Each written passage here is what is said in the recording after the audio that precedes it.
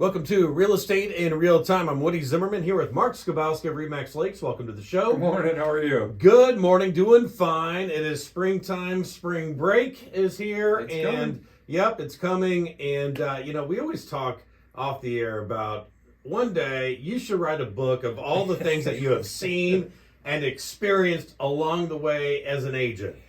Yeah, and when those things happen, you're, hey, I should put this in a book, and then you never write it down. So a couple weeks ago, Roger said, hey, you should come up with some ideas. Yeah. You should do that, and it's true. So this is the start of my book. So thank you guys for participating. Yeah. In, the Real Estate by Mark Skabowski book. I don't know, but so and the things that happen maybe at the time they aren't funny. Mm-hmm. I don't want to be morbid and say because there are some bad things. Yeah, we're not going to talk about those. You've seen a lot of things. We've seen some strange stuff, but there's just some things that when it happens, maybe in the moment it's not funny, but then when you sit back and think about it, it's like, oh my word. Yeah.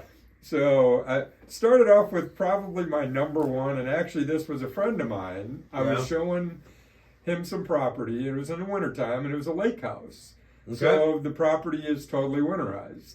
So, what winterized means is no water. Yeah, no plumbing. No water. Yeah, you can't, their utilities were on, so the lights were on, there was power on, but there was no heat. Yeah. So so they winterized the house. They had lights, and that was it. Furnace is not running, so it's cold. Think snow, set the tone. Yes. Blizzard conditions, right? All this snow. Yeah. So we walk in this house, and it's my buddy and his son. Okay. And his son's, I don't know, at this time, maybe 4 years old. Okay. 3 years old. I forget. Yeah. How could I forget? So we walk in, and we're wandering around the house, and all of a sudden, we look around, and his son's gone. Oh, no. And we're like, what's up with that? Yeah. So he comes out, and he's like, Daddy, I had to go poo-poo. Well, okay. So he had pooped in the toilet, of course, with no water, nothing in the toilet. Now, okay. So I'm thinking from an agent, how do I handle this? Yeah, right. Yeah. What do I do? Because I sure don't want to leave it for the next. No, person. you can't leave it. Leave the mess for the next person. Yeah. So. I called. This is prior to texting. This has been a long time ago, but we weren't really texting. Yeah.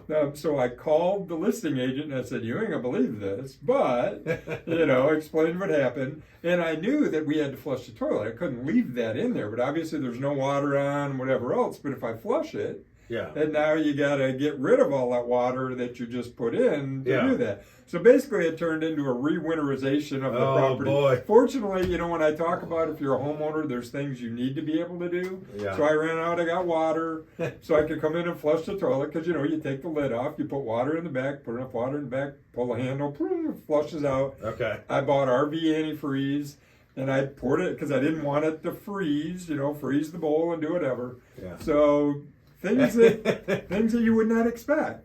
I figured you're grabbing a bag like, when I take my dog for a walk. No, I did not do that. Okay. I did. That was pre-dog bags. I don't think we cared as much about our dogs then. Yeah, right. Yeah. As what we do now. But oh, boy. that was probably, my buddy is like, oh my God, I can't believe it. Yeah. So note to buyers, when you're in a house, and it may or may not be winterized, before you use the restroom, which is actually, that's not the norm, is to go in to use somebody else's restroom. I mean, it happens. Oh, sure, It does during the, people have driven up from Indy, they show up at the first house, and they're like, hey, I had 4 cups of coffee, can I go? Yeah, right. Always ask. Yeah. And quite honestly, from that lesson, what I learned was always go in and check the back of the bowl. Is there water in the, so we can get at least one flush. Yeah. At least one flush. Yeah, right. So that's what I picked up out of the poop scenario. Let's put it that way. So, oh, poor kid. I know. So that was a funny one. It was not funny at the time because it was out, it was out on Chapman Lake. So, it wasn't like there was a store or anywhere to go get water anywhere close, right? So I had to drive back in Warsaw and drive back out there to do that. So, oh, boy. Another Chapman Lake story. Okay. So, out showing property, you know, open the door for the clients. We go in and, you know, what do people typically do when they walk in a house? They open every door, Yeah. Open cabinets. So if you've got your house listed, expected, people are going to look. Why are they looking? They want to see, are the closets big enough? All of those things. Yeah. Well, so my clients had walked through, and I opened this door. It's like the coat closet. Okay. I opened the door up and am greeted by a skeleton. Whoa. So oh, man. there was a skeleton in the closet. But Literally, yeah. Yeah. Literally. It's Yeah. like one of those medical device, Oh, geez. So it was a full-size skeleton in the closet. And in the seller, who shall remain nameless, who's a member of the Rotary Club, had tied the skeleton's hand to the door handle, so when it opened, the skeleton turned. Oh, so it boy. moved. So it wasn't a static display. Okay. So you open that door and that skeleton turns, and you know how they looked. I mean, the jaws of a skeleton. Talk about using the bathroom. I think I would have. Good call. Yeah. I did not. I actually started laughing. Okay. And I shut it, and I told my clients, "Hey, you got to come check out this client." Yeah. I got to watch their reaction on it. So. Wow. All right. A couple of good stories. All right. More. What's going to be in Mark's book and what he has seen from real estate. Coming up here next, you're listening to Real Estate in Real Time. Welcome back. You're listening to Real Estate in Real Time here with Mark Skabowski of Remax Lakes, and having a good time here talking about stories that will be in your book eventually when you write your book. Eventually, when I'm all said and done, I need to be writing that. Yep, sitting on the beach somewhere. Sitting on the beach. Good call. Yeah. So let's see. So we got the story about the winterized home that somebody decided to use the bathroom, and the skeleton in the closet. Skeleton in the closet. There's another similar to the skeletons in the closet. Yeah. This was a house here in Warsaw. Dark, showing later in the afternoon, evening. I forget exactly which month it was, but it was dark. So you walk up to a dark house, right? Got to use the flashlight on your phone to make sure you can get the keys and all that stuff. Open the door, walked in, turned a light or two on. I'm already feeling like it's like Halloween. That's what it felt like. Like the movie Halloween, Michael Myers' house. Absolutely. That's how I'm feeling. So you open the door, and there is, before I could get any lights on, there's China dolls. There's a glass cabinet full of China dolls. Yeah. And you know how freaky they look? Oh, they're backlit. It's dark out, and it's backlit, but it's in a glass cabinet, and it's like, oh my. Yeah. Freaked me out. I mean, a little bit. You open the door because, again, being the kid of the Halloween era, right? All the movies that the psycho thrillers, and I'm like, what the heck? Yeah, right. So not as funny as the skeleton in the closet. No, not as funny. No, because it was actually pretty weird. Yeah, pretty scary looking. Well, my mom collects those, and it's just to look at them, it is scary. Yes, it is. There are these white. Because they were China, where they got the painted on eyebrows and I know. They were spooky looking. Yeah, spooky looking. We did show the house. Did not sell that house. Yeah, but did got some other lights on. It was like, after we got past that, took a look around. Another one in Warsaw. I call it the airborne toilet, and this is one that I actually had to take a picture. Notice there's a theme here, pooping in the toilet. Yeah, apparently. We got the airborne toilet. Yeah. So, house here in Warsaw, go down in the basement. We looked around upstairs, pretty small house. Go down in the basement, and off to the side, against the wall, is a toilet elevated on a wood stand, probably 3-4 steps up to it. They were adding an additional toilet. But because it was in the basement, you got to get up to where the sewer line exits the house. Yeah. There is a pump that you can purchase to install a sewage ejection pump that would actually pump up to get it up into the sewer line going out of the house. Okay. Well, they bypassed the pump and built the toilet, if you can imagine, elevate a toilet off of the ground about 4 feet. Yeah.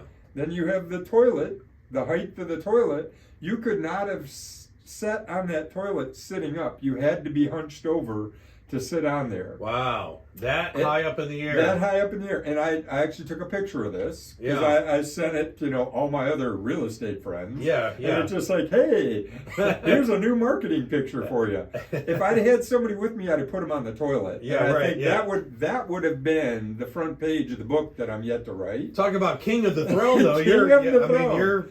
Yes, because it was airborne, but you had to go up a couple of steps to get there. Right.